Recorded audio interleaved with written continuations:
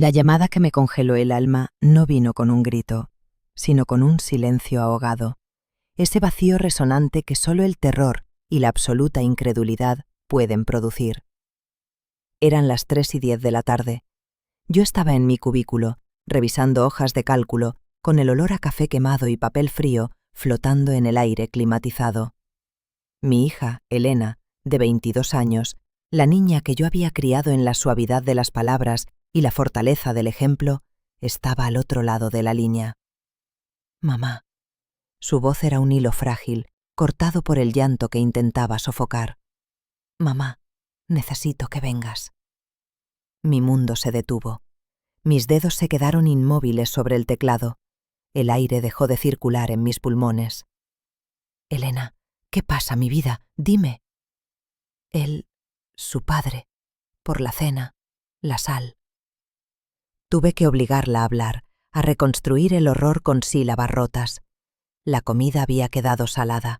El suegro, Roberto, el hombre al que habíamos sonreído en la boda, el que había brindado por la familia y los nuevos comienzos, la había golpeado.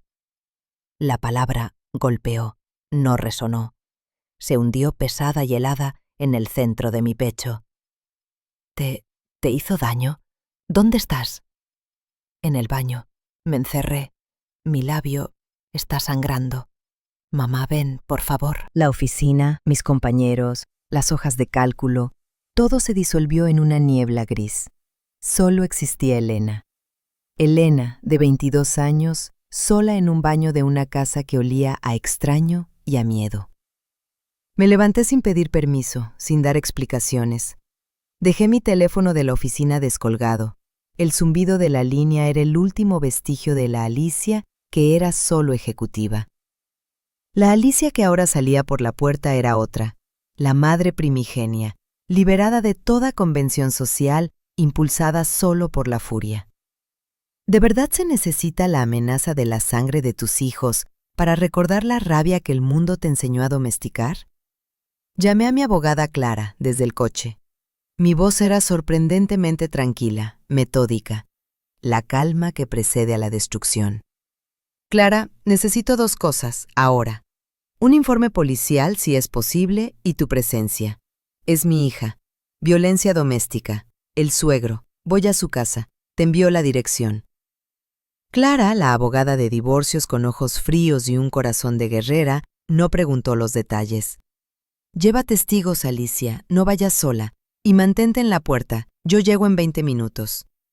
Y luego llamé a la policía. Un informe de agresión por la sal en la comida. La banalidad del detonante era tan humillante, tan cruel, que mi rabia se afiló. El trayecto de 20 minutos hasta la casa de Elena se convirtió en una travesía por el desierto de mi propia historia. El volante de mi coche temblaba, pero no por la velocidad. Temblaba con la rabia que yo misma había reprimido durante décadas. Mi hija, mi hermosa Elena. Yo había trabajado toda mi vida para protegerla del machismo sutil que yo había tolerado en mi propio matrimonio. Le había enseñado a ser fuerte, a no depender de un hombre para su valor, y sin embargo, la había entregado a esta familia. El esposo de Elena, Miguel, mi yerno. Un joven atractivo, con la sonrisa fácil y la promesa de una vida estable. ¿Dónde estaba él cuando su padre la golpeaba? La pregunta me taladraba la mente. Elena había murmurado en su llanto que Miguel estaba allí. ¿De verdad la indiferencia es una forma de complicidad más dolorosa que la acción? Recordé el día de la boda. La casa de Roberto, grande, con el jardín inmaculado, la perfección superficial que olía a tradición rígida. Elena estaba nerviosa. Yo le había dicho que era normal. Le había dicho, mi vida, vas a una buena familia, te van a querer. ¡Qué mentira! Me golpeé la mano contra el salpicadero. Había visto las señales. La rigidez de Roberto, el control asfixiante que ejercía sobre su esposa, la madre de Miguel, una mujer silenciosa, con ojos grandes que siempre parecían disculparse. Había atribuido esa dinámica a la vieja escuela, a la cultura que en mi propia historia me había enseñado a callar. Y Miguel, él era el hijo, siempre buscando la aprobación del padre. Él nunca se enfrentaba a Roberto. Yo lo había visto como respeto filial. Ahora Lo veía como cobardía. Llegué al barrio. Calles amplias, casas iguales, el silencio opulento de la clase media alta. La casa de Roberto. Una fortaleza de ladrillo. Estacioné el coche. A lo lejos, vi el coche de la policía. 2 agentes se acercaban y detrás de ellos, el coche de Clara. Mi abogado era mi ejército. Me bajé del coche. Sentí el sol de la tarde en mi piel, pero yo estaba fría, helada. Mis pasos en el asfalto eran lentos, deliberados, cargados con el peso de mi propia historia no contada. Me acerqué a Clara y a los agentes. Clara, profesional y calmada, me dio un apretón en el brazo. Hemos revisado. Roberto tiene un historial de llamadas domésticas. Nada formalizado, pero la policía ha estado allí antes. El aliento se me escapó. Un historial. Y Miguel, mi yerno, lo sabía. La verdad me golpeó con la fuerza de una revelación. Miguel no solo había sido cómplice al no intervenir, había sido cómplice al ocultar la verdad sobre su padre. Había entregado a mi hija, mi vida, a un patrón de violencia, solo para encajar en la dinámica familiar que él no tenía el valor de romper. Mi furia se transformó en una calma helada, una determinación quirúrgica. Este ya no era solo un rescate, era un juicio sobre el silencio y la traición. Me acerqué a la puerta. No corrí. Caminé con la dignidad de la verdad. Los 2 agentes se quedaron detrás de mí, como sombras silenciosas, y Clara se colocó a mi izquierda. Yo era el punto, y ellos las líneas que definían mi fuerza. Levanté la mano y toqué el timbre. Un toque simple, sin urgencia. El sonido del timbre rompió el silencio del barrio perfecto. Esperé. Mi corazón latía, no de pánico, sino con una prisa controlada. La puerta se abrió. Allí estaba Roberto, el suegro. Un hombre grande, de hombros anchos, con la camisa de polo cuidadosamente abotonada y la barba gris recién arreglada. Parecía la imagen de la respetabilidad. Sus ojos, sin embargo, estaban tensos, asustados por la visita inesperada. «¿Alicia? ¿Qué haces aquí? ¿Pasa algo con Elena?» Su voz intentaba sonar paternal, pero tenía un borde de agresividad reprimida. Lo miré. Mis ojos no parpadearon. Mi calma era mi única arma. «Roberto», dije, y el nombre salió sin inflexión, sin calidez. «Sí, pasa algo con Elena». En ese momento, él vio a los hombres detrás de mí. Los uniformes azules, la mirada pétrea de la ley. Su rostro se descompuso. ¿Qué es esto? ¿Estás en mi propiedad? Estoy aquí por la sal en la comida, Roberto, dije. Él no entendió. ¿La sal? ¿De qué hablas? Hablo de la sal en la cena que causó la agresión a mi hija, Elena, la que está ahora encerrada en tu baño, sangrando. El rostro de Roberto se puso blanco. Intentó cerrar la puerta, pero yo extendí mi mano y la detuve. Mi fuerza, la fuerza de una madre furiosa, no era negociable. No cierres la puerta, Roberto, porque ahora hablaremos de tu historial de violencia doméstica. Y entonces apareció Miguel, mi yerno. Salió del pasillo, pálido, con la expresión de quien ha sido descubierto en su propia cobardía. Vio a la policía, a Clara, y me vio a mí. «Mamá Alicia, detente, no es lo que parece. Papá, él solo estaba estresado». Lo miré, y la rabia que había guardado para Roberto se desbordó sobre Miguel. «No es lo que parece, Miguel». Es peor de lo que parece. Porque tú, Miguel, sabías la verdad de tu padre. Tú sabías que él había hecho esto antes, y le ocultaste a mi hija la historia de esta casa. El silencio fue absoluto. El sol de Texas se cernía sobre el porche, y en ese silencio, la verdad de la traición de Miguel se reveló. Su cobardía no solo había permitido el golpe, la había garantizado. Él había negociado la seguridad de su esposa por la paz con su padre. «Miguel, ¿por qué? ¿Por qué no le dijiste a mi hija lo que era tu padre?» Mi voz era un susurro frío. Él bajó la mirada, incapaz de mirarme. Quería que ella encajara, que se sintiera parte de nuestra familia. Nuestra familia. La familia construida sobre la mentira y el miedo. Tu familia está rota, Miguel, y mi hija no tiene que encajar en la violencia. Papá no es violento, tú no entiendes nuestra dinámica. Entiendo la dinámica de un labio roto, Miguel, y eso es lo único que necesito entender. En ese momento, Elena salió del pasillo. Tenía una toalla de papel contra el labio. Sus ojos se encontraron con los míos, y en ellos no había solo miedo, sino una resolución que yo no le había visto antes. Ella vio a la policía, vio a Clara, y entendió que yo no venía a consolarla, venía a liberarla. Vámonos, mamá, dijo Elena, sin mirar a Miguel ni a Roberto. Yo no había rescatado solo a mi hija. Había rescatado a la mujer que yo misma, hace 30 años, había dejado atrás en un matrimonio silencioso. La Alicia que se había callado por el bien de la familia había vuelto, con un abogado y 2 policías, para hablar. ¿De verdad se necesita la tragedia de tu hija para completar la revolución que tú misma dejaste a medias?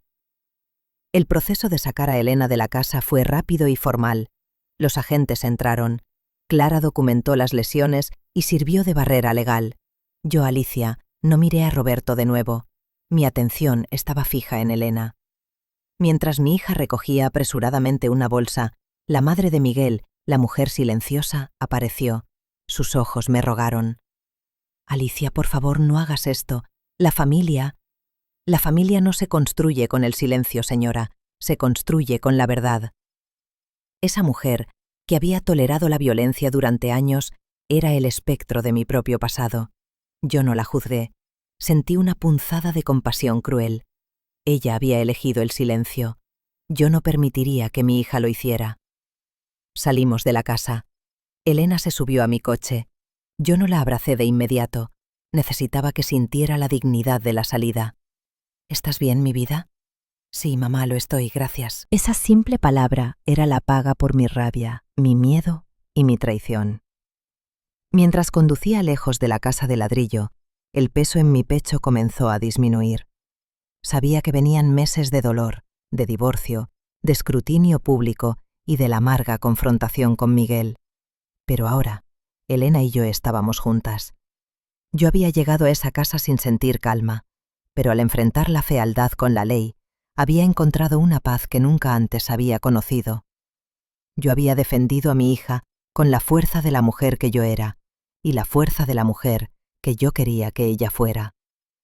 La vida de Alicia no se había roto, se había reiniciado. Y yo, ahora, era la protagonista de mi propia justicia. La vuelta a casa fue un trayecto que duró 20 años, no 20 minutos. Elena iba a mi lado, envuelta en el silencio de los que han visto caer su mundo y aún están recogiendo los escombros. Su labio, ya hinchado, era una herida visible, pero sus ojos, fijos en la ventana, contenían un daño mucho más vasto e invisible. Yo no podía hablar. Si abría la boca, temía que saliera un rugido o un sollozo. Así que me concentré en el coche, en la sensación del cuero del volante bajo mis palmas, en la luz cambiante del tráfico. Mi silencio era mi armadura, mi forma de no imponer mi propia ira a su dolor. ¿De verdad el amor más puro de una madre es la capacidad de callar la propia tormenta para que la hija pueda encontrar su propia voz en el huracán? Llegamos a mi apartamento, el nido que yo había diseñado para la paz después de mi propio divorcio silencioso. Olía a vainilla y a libros viejos. Era un lugar donde la verdad podía ser tranquila. Elena se fue directamente al baño.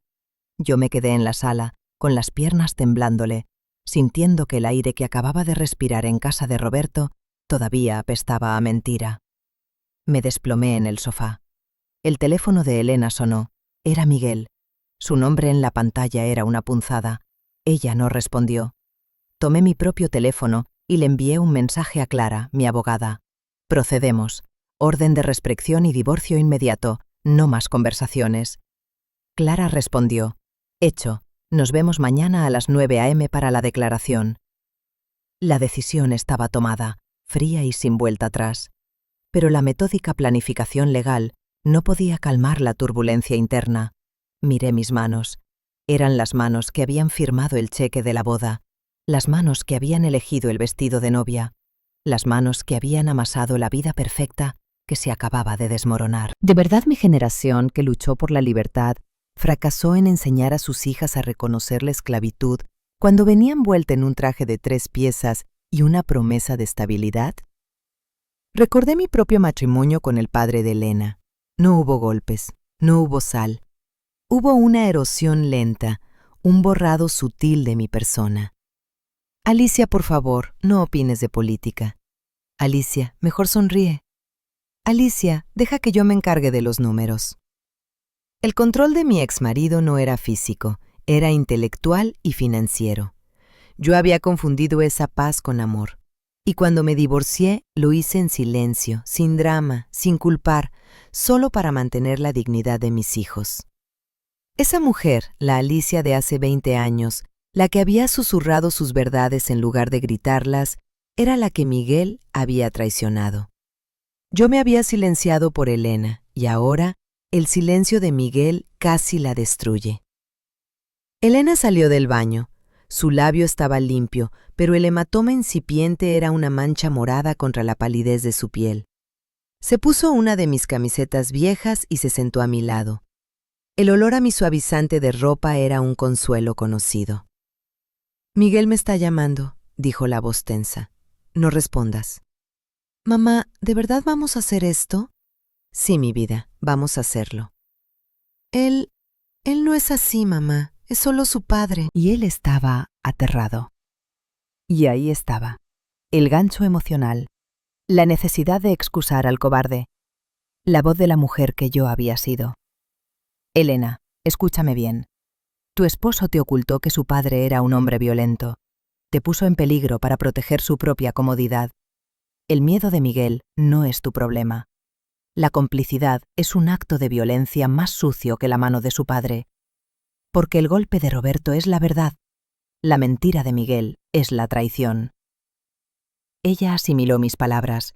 Sus ojos, llenos de dolor, buscaban la grieta en mi argumento. No la encontró. ¿Y si me quedo sola, mamá? Él era mi vida. Tú nunca estarás sola. Y tu vida eres tú, Elena, no un hombre que te usa como escudo. La soledad no es el vacío. Es la oportunidad de construir una vida que no requiera que te disculpes por la sal. Ella se recostó en mi hombro. El llanto que había reprimido todo el viaje finalmente la liberó. A la mañana siguiente, el proceso legal se puso en marcha. La oficina de Clara, con sus vistas panorámicas y su decoración minimalista, era el búnker de nuestra nueva guerra. Clara me habló con la precisión de un cirujano. Roberto será notificado. Miguel intentará el control emocional. Vendrá a ti, no a Elena. Te dirá que estás destruyendo su familia. Te recordará cuánto invirtieron en la boda. Y Clara tenía razón. A las pocas horas Miguel me llamó. Su voz ya no suplicante, sino con un tono de crueldad bien aprendida.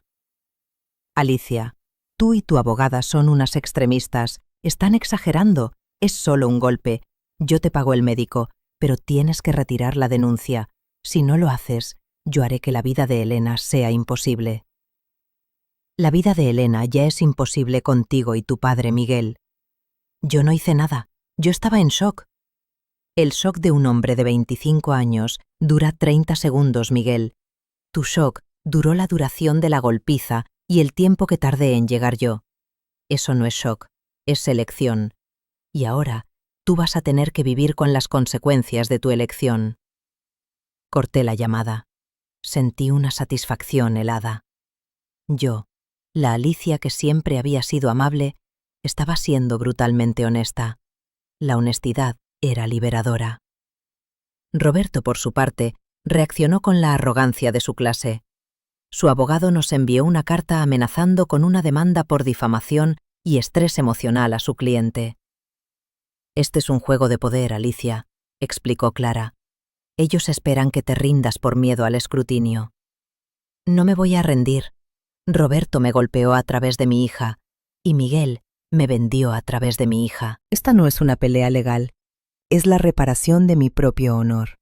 El costo emocional era alto. Mi concentración en el trabajo se desvaneció. Las hojas de cálculo se volvieron irrelevantes. Me tomé una baja por estrés. La vida que yo había construido para la seguridad estaba siendo sacrificada en el altar de la justicia. Pero el sacrificio no se sentía como una pérdida, sino como una inversión en mi propia alma. Las noches en el apartamento eran largas. Elena dormía en la habitación de invitados. Su presencia era un consuelo silencioso. Yo me quedaba despierta, mirando el techo, diseccionando cada momento de mi vida que me había llevado a esa traición. Recordé el día en que mi exmarido me había gritado delante de Elena cuando ella era una niña. Yo no había gritado de vuelta. Había recogido los platos y había llorado en silencio en la cocina para que ella no se asustara. ¿De verdad protegemos a nuestros hijos del dolor cuando les enseñamos a silenciar la rabia en lugar de usarla como escudo? Ahora veía la conexión. Yo le había enseñado a Elena a tolerar la incomodidad por el bien de la paz. Y Miguel, con su control sutil y su complacencia, había explotado esa lección. Mi dolor no era solo por mi hija, sino por la joven Alicia que había permitido que su vida se definiera por la diplomacia. Yo había soñado con ser escritora. Mi maleta estaba llena de cuadernos con inicios de historias nunca terminadas. Pero mi esposo había dicho: Alicia, sé práctica. Las historias no pagan las cuentas. Yo me encargo de la realidad. Miguel había usado la misma táctica. Elena, sé práctica, encaja. Yo me encargo de que tengamos una buena vida. El divorcio de Elena no era solo el fin de un matrimonio. Era el juicio sobre el fracaso de mi propia vida. Y esta vez, yo no iba a fallar en la defensa. Empecé a hablar con Elena no como madre que consuela, sino como mujer que confiesa. Tu padre nunca me golpeó, Elena, pero me apagó, lentamente, y yo lo permití. Y el dolor de no ser yo misma es una herida que tarda más en sanar que un labio roto.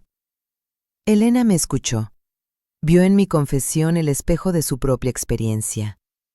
Mamá, ¿por qué te quedaste tanto tiempo? Por la misma razón por la que te quedaste tú, por la promesa. La promesa de que si te portas bien, si eres lo suficientemente buena, la paz llegará. Y un día te das cuenta de que la paz es solo la ausencia de ti misma. La recuperación de Elena fue lenta, marcada por la terapia y por el arduo proceso de desaprender la sumisión. Ella empezó a vivir de nuevo en mi apartamento. Su ropa se mezcló con la mía, su risa, que regresó lentamente, llenó el aire. Una tarde me vio con mis viejos cuadernos de escritura. ¿Qué es eso, mamá? Historias. Historias que la Alicia práctica nunca se permitió terminar. ¿Por qué no las terminas ahora? El simple permiso de mi hija fue suficiente. Empecé a escribir. No sobre fantasía, sino sobre Alicia. Sobre la mujer que fui, la mujer que me obligué a ser, y la furia que me había devuelto a la vida. Escribir sobre el incidente de la sal y el golpe no era terapéutico, era confrontacional. Era mi forma de testificar la verdad que Miguel había intentado silenciar. Yo no era una testigo de la agresión de Roberto, era una víctima de la traición de Miguel, y mi libro sería mi declaración final. El divorcio se volvió amargo, tal como Clara predijo. Miguel, desesperado, intentó culpar a Elena. Dijo que ella era inestable, que siempre cocinaba mal, que yo estaba interfiriendo en su vida. Pero Clara tenía la documentación, el historial de Roberto, las fotografías del labio, los mensajes de texto de Miguel admitiendo su miedo. El juez le dio a Elena la orden de restricción que pedimos. Fue un acto de justicia fría. Cuando Elena y yo salimos de la corte, el sol brillaba con una intensidad inusual. Elena me abrazó en el pasillo, un abrazo de cuerpo entero, de igual a igual. Soy libre, mamá. Tú siempre fuiste libre, mi amor, solo tenías que recordarlo. Yo había rescatado a mi hija, pero el milagro fue que al hacerlo, me había liberado a mí misma. Había recuperado la rabia que era mi derecho, la voz que había silenciado, y la escritura que era mi verdadero destino. La historia de Alicia y Elena no ha terminado, apenas está comenzando. Yo ya no soy la madre silenciosa, soy la narradora de una revolución. El acto de escribir no era la liberación suave que prometen los terapeutas, era una excavación. Cada frase era un golpe de pala en el cementerio de mi matrimonio. Yo me sentaba en mi escritorio, con los viejos cuadernos de mi juventud abiertos junto al teclado de mi portátil, y dejaba que la Alicia de 22 años hablara a través de la Alicia de 50. Escribí sobre la sal, escribí sobre el labio, pero sobre todo, escribí sobre el silencio que precedió al golpe. El silencio de Roberto, el suegro, que se había permitido creer que el control era su derecho. El silencio de Miguel, mi yerno, que había confundido la lealtad filial con la traición conyugal. Y el silencio de la otra mujer, la madre de Miguel, cuyo rostro de súplica en el umbral me perseguía. Ella era mi espectro, la prueba viviente de lo que la complacencia puede hacer a un alma. El sonido del tecleo en las madrugadas era el único ruido que me permitía. Elena dormía, yo escribía. La luz de la lámpara sobre el papel era un foco que iluminaba la fealdad que había debajo de las sábanas de seda de las buenas familias. ¿De verdad el trauma solo se convierte en arte cuando dejas de preguntarte si la verdad será demasiado incómoda para el lector? Sentía la necesidad física de nombrar cada momento de la traición de Miguel, la forma en que nos había mentido en la cena de compromiso, diciendo que su padre era estricto, pero un hombre de gran corazón. El día que Elena le había dicho que Roberto la había humillado delante de unos amigos y Miguel había sonreído y respondido: «Es su manera, cariño, no te lo tomes personal». No era solo el ocultamiento, era el adiestramiento. Él había estado preparando a mi hija para tolerar. Al escribirlo, la rabia no disminuía, se purificaba. La transformaba de un veneno interno en un proyectil lanzado con precisión. El libro, titulado provisionalmente La sal en la herida, se convirtió en mi documento de divorcio personal con la vida que me habían obligado a vivir. El día de la audiencia final de divorcio no se sintió como un drama de película. Fue tedioso, frío, impregnado del olor a desinfectante y a papel viejo de los juzgados. Miguel y su padre, Roberto, estaban allí. Roberto, disminuido por la orden de restricción que pendía sobre su cabeza, se veía envejecido. Su arrogancia se había desinflado.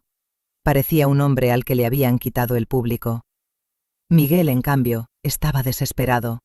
Intentó abordarme en el pasillo, su voz baja y urgente, con un tono de manipulación que reconocí inmediatamente. «Alicia, por favor, esto es absurdo. Solo estamos dañando a Elena. Ella me sigue queriendo. No puedes hablar con ella. Dile que es la sal, que no es grave». Lo miré. Mi corazón no sintió pena, sino una indiferencia clínica. «Tú no me conoces, Miguel, y tú no amas a mi hija. Si la amaras, habrías llamado a la policía tú mismo. No habrías esperado que ella lo hiciera con el labio sangrando. Y si yo soy la que está bañando a Elena, ¿por qué estoy aquí en un juzgado gastando mi capital para que ella sea libre? Piensa en eso antes de que tu abogado te obligue a quedarte en silencio». Esa confrontación fue mi cierre. Yo no necesitaba que él admitiera su culpa.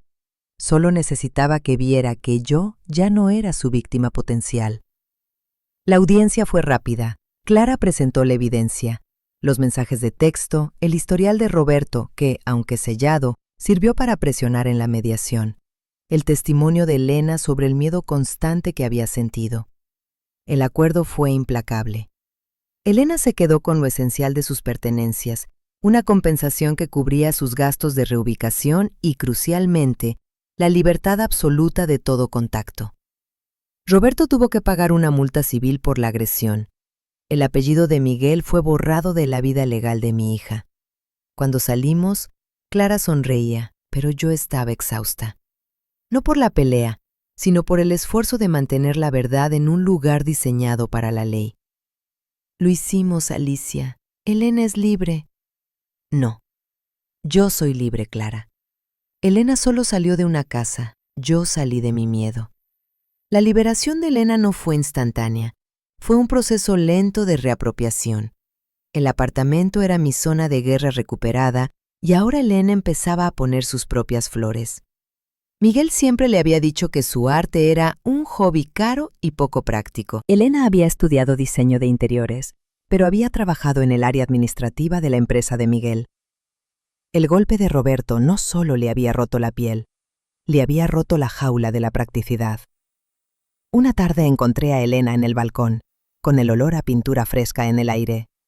Estaba rediseñando los muebles viejos que había rescatado, pintándolos con colores que Miguel nunca le habría permitido, rojos intensos, azules eléctricos. «Mamá», me dijo con las manos manchadas de pintura, «creo que voy a volver a estudiar, para diseñadora de verdad».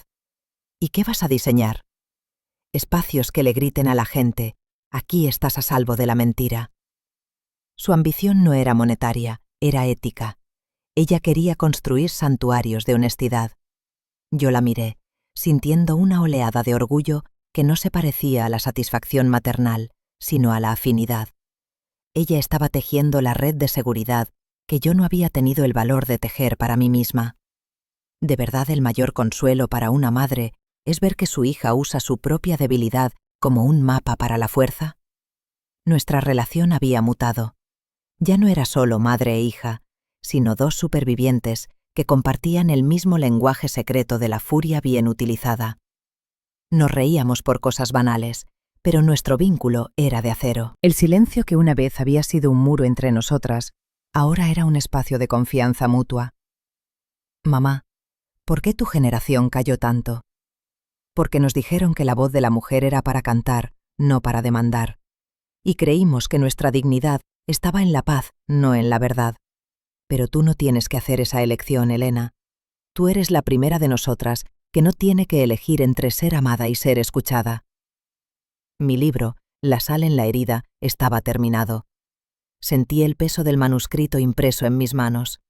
Era una pila de papel de 500 páginas, la destilación de medio siglo de silencio. Clara, mi abogada, leyó el borrador. Vino a mi casa, se sentó en el sofá y bebió té en silencio. «Alicia, esto es explosivo. No es solo un libro, es un testimonio de cargo contra una cultura de complicidad». «¿Es bueno, Clara?» «Es doloroso. Es la verdad que toda mujer que ha tenido que sonreír en una cena familiar por miedo al drama tiene que leer». La editorial, una pequeña casa independiente que valoraba la honestidad, lo aceptó inmediatamente. La fecha de publicación se fijó para la primavera. La decisión de publicar fue el paso final. Era mi forma de decirle al mundo, y a Miguel en particular, que mi verdad era ahora pública. Mi silencio había terminado. Miguel intentó contactarme de nuevo cuando se enteró, a través de terceros, del contrato editorial. Su tono era de pánico auténtico. «Alicia, no puedes hacer esto. Vas a arruinar mi carrera, mi vida». «Tú arruinaste la vida de Elena por la sal en la comida, Miguel, y arruinaste mi paz por tu cobardía. Yo estoy escribiendo un libro. Yo no tengo que preguntar si mi arte es conveniente. Y si tu vida se arruina por la verdad, Miguel, es que tu vida estaba construida sobre una mentira que nunca debió existir». Colgué. El teléfono se quedó en mi mano, y por un momento, la vieja Alicia, la que temía la confrontación, sintió un escalofrío.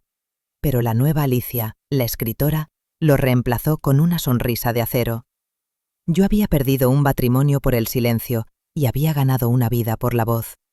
Mi vida, a los 50 y tantos, estaba en un precipicio. Elena estaba diseñando un futuro valiente. Yo estaba a punto de publicar mi verdad. El aire en mi apartamento olía a pintura fresca, papel impreso y oportunidad. Ya no había miedo, solo la expectación tranquila del día en que mi libro, mi verdad, saliera al mundo y se enfrentara al silencio de todos los Migueles del mundo. La historia de Alicia y Elena no se resuelve, solo se expande. ¿De verdad la verdadera finalidad de una vida no es encontrar la paz, sino la valentía para defender la propia tormenta?